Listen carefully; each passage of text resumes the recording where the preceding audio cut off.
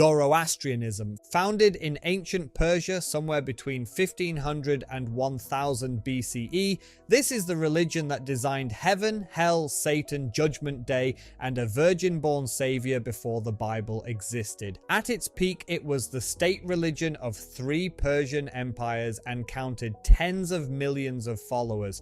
Today it has around 100,000. In 586 BCE, the Babylonians destroyed Jerusalem and took the Jewish population into exile in Persia. They spent 50 years living inside a Zoroastrian empire. Before that exile, the Hebrew scriptures contain almost no developed concept of Satan as an independent evil force, no detailed afterlife, and no messianic figure. After 50 years immersed in Zoroastrianism, every one of those ideas appears fully formed in later Hebrew texts, and from there passed directly into Christianity and Islam.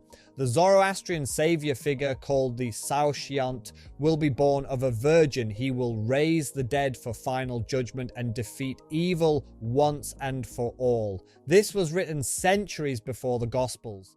The faith was largely destroyed by the Islamic conquest of Persia in the 7th century CE. Temples demolished, sacred fires extinguished, priests killed or forced to convert. Survivors fled to India, where their descendants, the Parsis, remain today. One final detail: the 3 wise men in the Christmas nativity story are called the Magi. Magi is the plural of Magus, the title of the Zoroastrian priestly class. The Christmas story opens with Zoroastrian priests following their own ancient prophecy about a virgin-born savior into Bethlehem. Mithraism. This was the Roman Empire's most powerful underground religion, and for 3 centuries it was the primary competition for the loyalty of the Roman military. Followers worshipped in small subterranean temples called Mithraea. More than 200 have been found running from Syria to Scotland. Membership was restricted to men and concentrated heavily in the army. Mithras was the soldier's god. The parallels to Christianity were close enough that early Christian writers felt compelled to address them.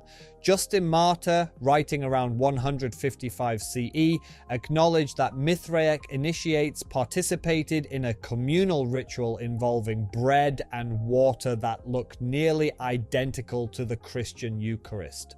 His explanation was that wicked demons had imitated the ritual in advance before Christianity existed, specifically to deceive people.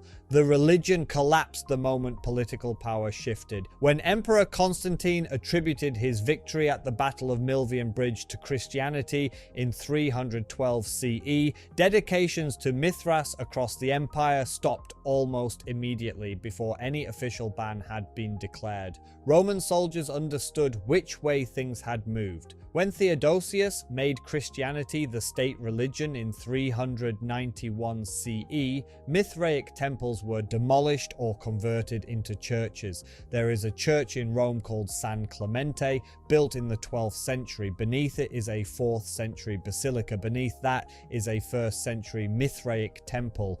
You can walk down through the levels. The original Mithraic altar is still there in the lowest room under a church that replaced the church that replaced it. Gnosticism. Gnostic Christians believed the God of the Old Testament was not the real God.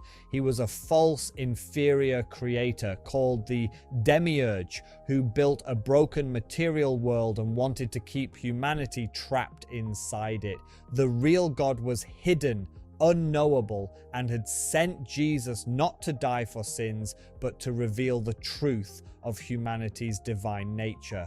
To reach that truth, you needed no priest, no bishop, no ritual, just direct personal knowledge. That belief made the institutional church structurally unnecessary, and the church spent centuries eliminating it. Their reading of Genesis was unlike anything in Orthodox Christianity. When God tells Adam and Eve not to eat from the tree of knowledge, Gnostics understood this as the demiurge, the false creator, trying to keep humans ignorant of their own divine origin. In their interpretation, the serpent was attempting to help. He was offering the one thing the false god wanted withheld. In 367 CE, Bishop Athanasius of Alexandria wrote a letter specifying which texts were acceptable and ordering all others destroyed. Imperial decrees followed. Gnostic schools were dismantled, texts seized and burned, leaders exiled. Monks at a monastery near Nag Hammadi in Egypt chose to bury their library in a sealed clay jar in the desert rather than destroy it. That jar sat there for 1,578 years. A farmer found it in 1945. He used several of the papyrus pages as kindling to light his cooking fire before realizing what he had. The texts that survived the church's campaign to erase them nearly burned again by accident 16 centuries later. Catharism. The Cathars called themselves good Christians. They believed the God of the Old Testament was the devil, the evil creator of the material world, and that the Catholic Church was his institution. They rejected papal authority, believed in reincarnation, and allowed women to serve as priests with the full authority to hear confessions, administer sacraments, and lead communities. By the late 12th century, they had an established church in southern France with 11 bishops and hundreds of thousands of followers. In 1209, Pope Innocent III launched a crusade, not against Muslims in the Holy Land, but against Christian civilians in the Languedoc region of southern France. Any French lord who raised an army to march against the Cathars was offered the same spiritual rewards as a crusader going to Jerusalem. On July 21st, 1209, crusading forces reached the city of Béziers. When the commander was asked how to distinguish the heretics from the true believers inside the walls, he reportedly answered, "Kill them all. God will know his own." Historians debate whether those were the exact words. They agree the phrase captures what happened. Every man, woman, and child in the city was put to death. Around 20,000 people. The city was burned. The crusade continued for 20 more years. When military force failed to finish the job, the medieval Inquisition was formally created to hunt down remaining Cathars through interrogation, imprisonment, and execution. By 1350, organized Catharism was gone. The last known Cathar priest, a man named Guillaume Belibast, was burned at the stake in 1321 after being betrayed by a man who had spent 16 months pretending to be his convert. Manichaeism. At its height in the 3rd century CE, Manichaeism was the only religion that had simultaneously spread from the coast of China to the edge of Ireland. Its founder, the Persian prophet Mani, declared himself the final prophet in a line that included Zoroaster, the Buddha, and Jesus Christ. His goal was to unify all world religions into a single coherent truth. Manichaean texts have since been found written in Latin, Greek, Chinese, Old Turkic, and Coptic. For a period in the 3rd century, Manichaeism rivaled Christianity in parts of North Africa and the Roman Empire. The Uyghur Empire in Central Asia declared it their official state religion. An Arab historian writing in 1000 CE recorded that the majority of Eastern Turks, the inhabitants of China and Tibet, and a large number in India, all followed the religion of Mani. Augustine of Hippo, who became one of the foundational theologians of Western Christianity, was a Manichaean for 9 years before his conversion. After converting, he spent the rest of his career writing against the religion and publicly debating its leaders. The man whose writings shaped the Catholic Church's theology for over 1,000 years had spent nearly a decade as a devoted member of the religion that same church erased. Emperor Theodosius, ordered the execution of all Manichaean monks in 382 CE. By the 6th century, the religion had been nearly destroyed in the Roman Empire. In the East, it survived longer before being suppressed by Islamic rulers and Chinese emperors. By the 14th century, it was gone. Mani himself was executed by the Sasanian Persian Empire around 276 CE, and his body displayed publicly as a warning. His followers spread his teachings for 1,000 more years regardless. The Bogomils. In 10th century Bulgaria, a priest began teaching that the Orthodox Church was not the house of God, it was the house of the devil. The bishops, the priests, the entire clergy were not servants of the divine. They were servants of the evil force that had created the material world as a prison for human souls. The priest's name has not survived. His movement was called Bogomilism, and it spread across the Byzantine Empire over the following 3 centuries. Bogomils gathered in private homes, not churches. They rejected icons, sacraments, clergy, and rituals. They held that the Lord's Prayer was the only legitimate prayer. By the 12th century, their ideas had reached France and Italy, where they became the direct theological foundation of the Cathars.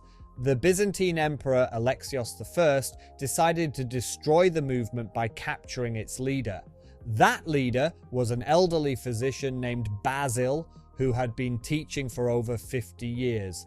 Alexios invited him to the palace, told him he was considering conversion, and encouraged him to speak freely. A secretary sat behind a curtain and wrote down everything Basil said. When Basil finished, Alexios threw back the curtain and arrested him. Basil was given multiple opportunities to recant. He refused each time. He told his captors that angels would descend from heaven to free him from the fire. He was burned at the stake in the Hippodrome of Constantinople, one of the largest public arenas in the empire, around 1118. Without their leader, the movement began to collapse within the Byzantine Empire. The Bogomils left one more trace in history. The medieval French slur for a Bogomil was bougre, taken from Bulgari, meaning Bulgarian. That word spread across Europe as a term for heretics, entered the English language, and eventually became the word bugger. An entire erased religion became a profanity. Atenism. Around 1348 BCE, the pharaoh of Egypt renamed himself Akhenaten, closed every temple in the country, dismissed every priest, chiseled the name of the god Amun from every monument he could reach, built a new capital city from nothing in the desert, and declared that there was one god, the sun disk Aten, and that he alone could speak to him. He was Egypt's only monotheist pharaoh. His religious revolution lasted about 17 years. When Akhenaten died, the priests he had dismissed came back. His young successor, originally named Tutankhaten, changed his own name to Tutankhamun to distance himself from the Aten. Then the systematic work began. His face was chiseled from every statue.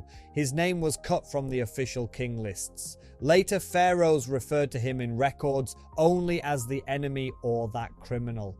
Pharaoh Seti I ordered him removed from the succession entirely, so that official history would show Amenhotep III, followed immediately by Horemheb, with 17 years gone. European archaeologists first encountered evidence of his reign in 1887 and had no idea who this pharaoh was. He had been so thoroughly erased that 3,000 years passed before history remembered he existed.